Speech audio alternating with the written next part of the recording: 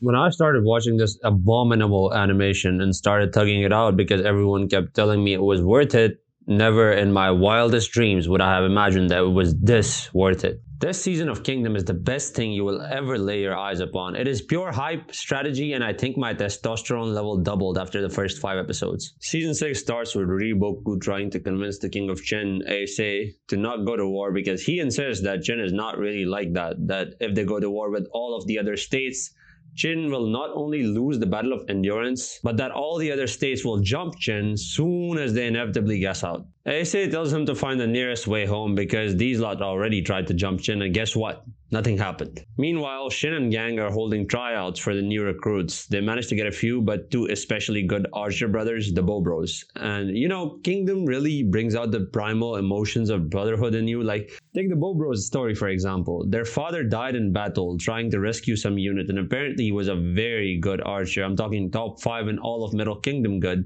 And his loss in such a wasteful fashion was a real shame. One of the men he rescued was in Shin's unit now, and when he finds out that these are his savior's sons, he bows down apologizing to these kids for being useless in that battle. Tell me this is not peak and you're just lying. Shogun-kun goes to one of the former 4 pillars of the Menace Lubu, Li Shi, and asks him what laws would theoretically govern a unified Middle Kingdom because that's what Ace wants to do. He wants to establish a unified China governed by laws instead of men, and he's asking Li Shi because he's the best legalist around. Li Shi, who is now a pure legalist and devoted to his craft after his master's death, says that laws are an ideal set of behaviors a nation expects from its citizens given form and words. You know, that is a surprisingly good definition for an anime, and it impresses Shogun-kun enough for him to get down on his knees and beg for him to join them.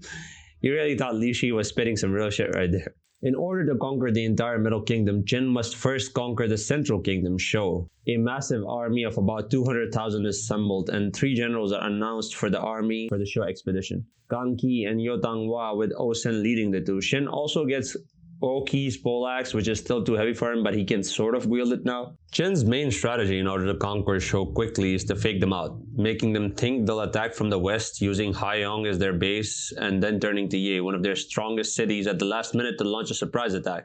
They think this would work because they spent an entire season last season conquering Haiyang, and part of the strategy was to establish a fake supply line to Haiyang where Riboku obviously thinks they'll attack them from, while actually gathering up supplies in Jinan and then changing routes and attacking the impenetrable city of Ye. The reason they do this is very simple.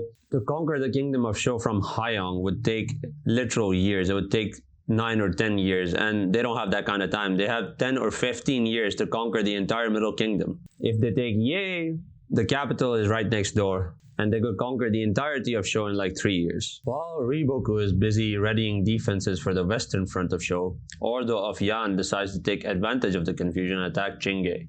Only it turns out they have a 3 grades level threat posted there who doesn't really give a fuck about the central government and pretends to be sick all the time so he doesn't have to do any work. This is the most relatable character in the show so far. But since his city is being attacked this time, he will be called into action, and Riboku is just chilling now. He's confident, for good reason, that guy will make short work of Ordo because Riboku was the one that recommended that guy join the 3 grades. While all of this is happening, the king of Shou has buried himself in comfort and luxury, while his kingdom is under an existential threat. And that, my friends, is how empires are buried.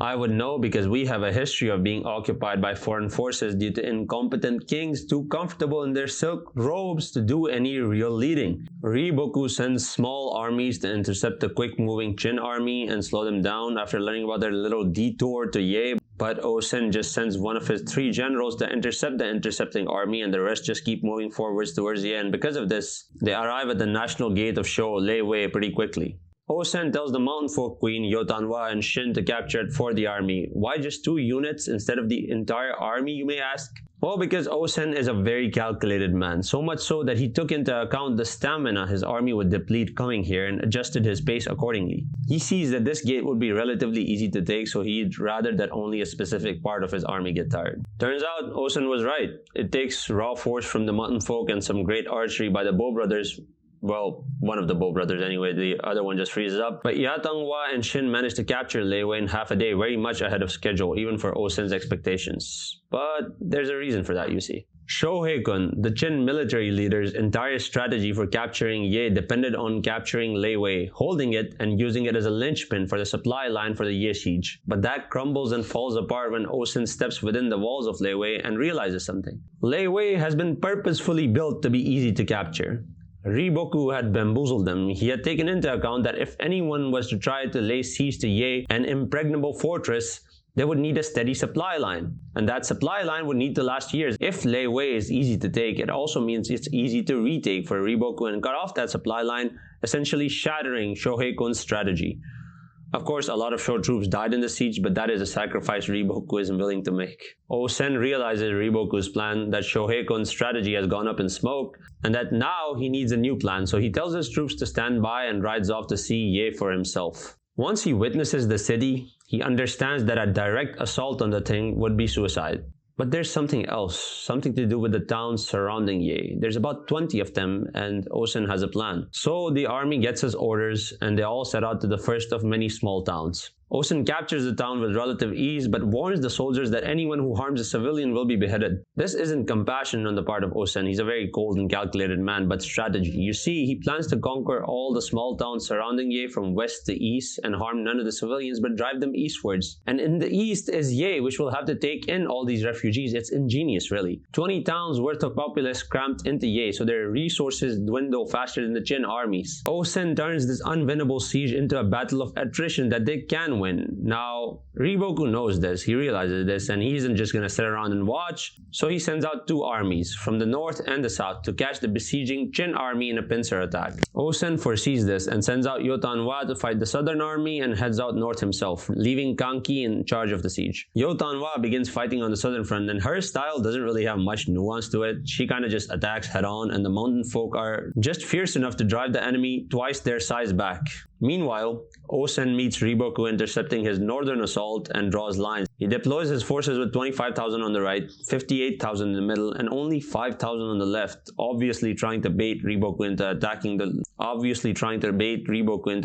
the left flank. Commanding the left flank is the Brigadier Mo-ten, not even a general. He's basically taunting Riboku, rage baiting him into attacking, and Riboku surprisingly decides to take the bait. He decides to attack the left flank on the first day. Mo-ten, who's in charge of Osen's left flank, decides to employ hit-and-run tactics on the much larger 30,000-man army commanded by Kisui. He hits, runs, gets part of their cavalry on his tail, and that's when Osen's plan comes into view. 4 waves of 5,000 soldiers each attack from the opposite side of Mo-ten, and because it's 4 waves instead of just one large army, the enemy overestimates their numbers by a lot. They think they're getting fucked. Now, it should be 25,000 against 30,000, but Kisui's army had already lost about 5,000 men or more, so it was more or less equal. Leading these waves of men from Osen's side was his left-hand man, Ma Kuang. Now, Kisui's army is in dire straits, between Ma Kuang running rampant in their ranks and Mo-ten still switching between ambushing and fighting. Things are starting to look very bleak for Kisui. Meanwhile, on Osen's right flank, Osen's right-hand man, Yaguang, is leading the charge. He has Osen's son, Ohon, with him, and he tells him to stand by while daddy does all the work. Ohon obviously thinks fuck that shit because he jumps in halfway.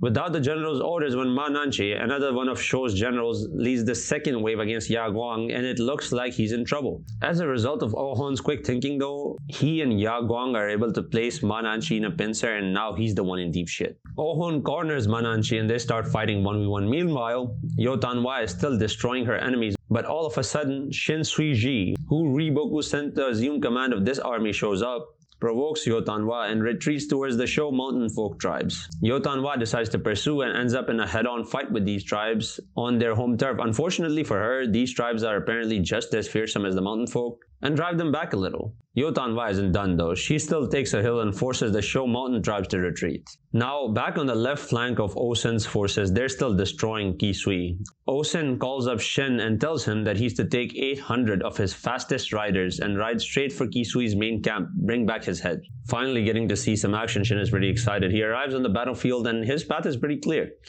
It seems pretty certain that he'd take Kisui's head and open up the left flank for Osen on the first day, but just then, Riboku himself arrives with an assassin squad and kills Ma Kuang. Turns out, the only reason he took Osen's bait was for this exact reason, to mix himself up in the confusion of battle and turn the tides at the last second. With the fall of their commander, the tide of battle turns completely. Riboku retreats and Shin follows him but can't really get near him, and Ma Kuang's forces are starting to get slaughtered. They're getting fucked. Their main camp is in disarray, and if it wasn't for Mo Tin's quick thinking, whereby he spread a lie that Ma Kuang, their commander, was still alive and got his troops to put up enough of a fight to live to see another day, the war would have ended on the first day. For Mo Tin's efforts, he gets temporarily promoted to general from brigadier and is given the command of the left flank. On the second day, the fighting is focused on the right flank. They try to corner Oh Hon by laying up a deceptive formation and running a fast cavalry attack from the back. This almost works. Oh Hon is caught in a pincer attack from the original moving forces and the cavalry, and the central forces and Yaguang have to contend with Mananchi, and it looks hopeless. But Oh Hon, in the heat of battle, comes up with a brilliant plan. Oh Hon decides to push through one of their ranks and circle around to the left edge, where they obviously weren't expecting him because he circled all the way around the battlefield. And he decides to run a pincer attack of his own, combined with Yaguang in the center, who takes the Gyou and circles his own forces to the other side. This brilliant flash-in-the-pan tactic forces a retreat, and the Jin army wins the day. Back at camp, Shin's forces are getting restless, and it's almost causing infighting. The rations are being cut because Osen foresees this as a drawn-out battle now after the first few days. And the next day, there's to be more battle on the right flank of Osen, only we don't get to see anything because the season is only 13 episodes. Not to worry though, there's a Season 6 Part 2 on the way from what I could find, and we can expect it mid to late 2026, which is good because I cannot wait for this story to continue. I almost want to read the manga and spoil it, but I didn't do it when I was fiending for more after Season 3 and 5, and I'm not going to do it now. I'm just going to be patient and wait for my reward. That's it for now. I'll let you guys if I hear any more news, and I'll see y'all soon. Goodbye.